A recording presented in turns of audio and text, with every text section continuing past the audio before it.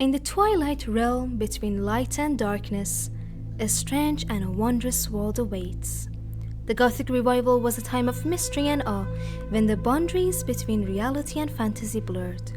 Here, we'll gaze into the depths of this mystical landscape and uncover its secrets. Hello, everyone! And welcome to our podcast. The Gothic genre has been a source of fascination for many people over the past century and a half.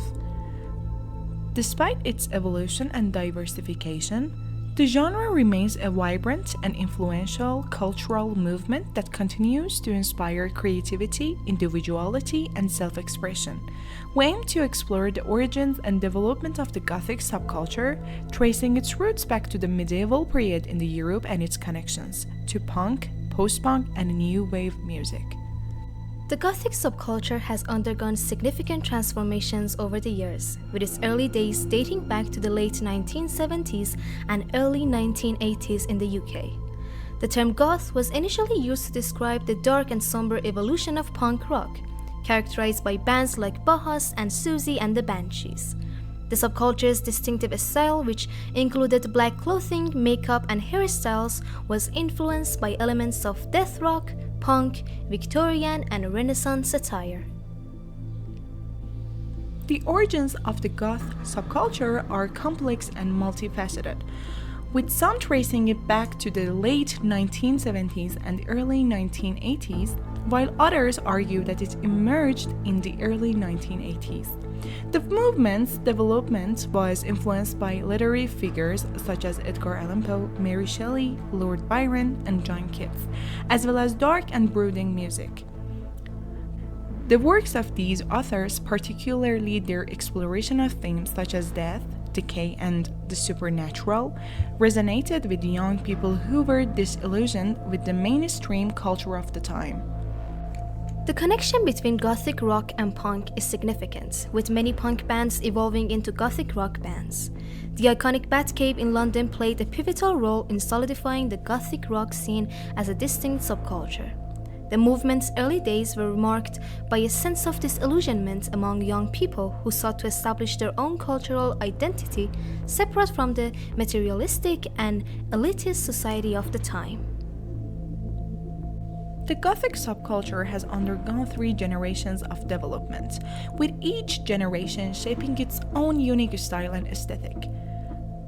The first generation emerged in the UK as a splinter from the punk movement, while the second generation emerged in the late 1980s and early 1990s. The third generation saw an explosion in the number of people identifying themselves as Gothic, largely due to the widespread commercial availability of Gothic culture. The legacy of post-punk music is also explored here, with some arguing that punk had to die so that it could live. The demise of punk led to the emergence of new subcultures, including the Gothic subculture. The power of these classical subcultures lay in their ability to shock and challenge established boundaries, leading to significant social change across different regions. The impact of the Gothic subculture on popular culture cannot be overstated. It has influenced everything from fashion to music to film and literature. The style of Gothic clothing, for example, has had a lasting impact on fashion trends, with black clothing and accessories becoming a staple in many people's wardrobes. The music of Gothic rock bands has also had a lasting impact on popular music, with many artists incorporating elements of Gothic rock into their own sound. The rise of digital media has also had an impact on Gothic subculture. With the advent of social media platforms like Instagram and TikTok, Gothic fashion has become more accessible than ever before. Many young people are now able to express themselves through fashion without feeling pressured by societal norms or expectations. This has led to a proliferation of Gothic fashion trends online, with many people creating their own unique styles inspired by Gothic aesthetics. The goth subculture has also had an impact on mainstream pop culture. Many artists have incorporated elements of Gothic rock into their own music, such as Marilyn Manson and 9 Inch Nails. The popularity of Gothic-inspired TV shows like The Vampire Diaries and True Blood has also helped to bring attention to the goth subculture. Furthermore, the Goth subculture has also had an impact on art and design. Many artists have incorporated elements of Gothic architecture into their work, such as intricate stone carvings and stained glass windows. This has led to a proliferation of Gothic-inspired art pieces online. The Goth subculture is also known for its strong sense of community among its members.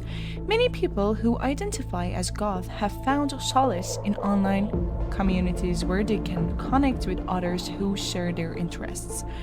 This sense of community has been particularly important for those who may feel marginalized or isolated from mainstream society.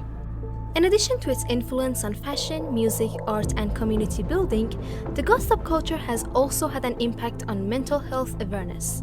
Many people who identify as Goth have spoken out about their struggles with mental health issues such as depression and anxiety.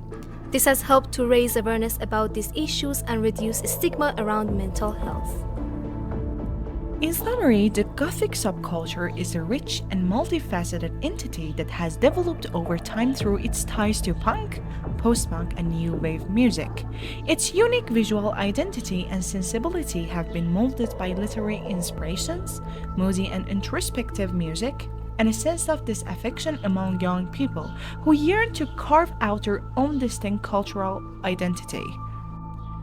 Thank you for listening And have a good time!